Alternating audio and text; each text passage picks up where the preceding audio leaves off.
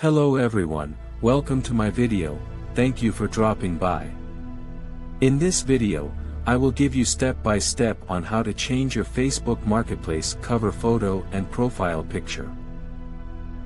Please keep in mind this cannot work on the Facebook website. It is not offered to change either profile photos. This can only be done on the Facebook mobile app.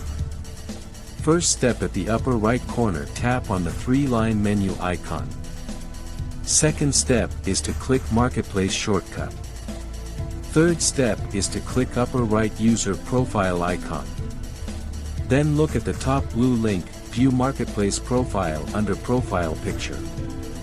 Then click on Edit Marketplace Profile blue button. Then click on the Profile Phone Camera icon. Tap to select Commerce Profile Photo. Upload new photo from your device. Click Profile Cover Camera icon. Then select Commerce Cover Photo. Then upload a new photo from your device. Finally, then click on Save button on the bottom. You have changed the Marketplace profile cover and profile pictures.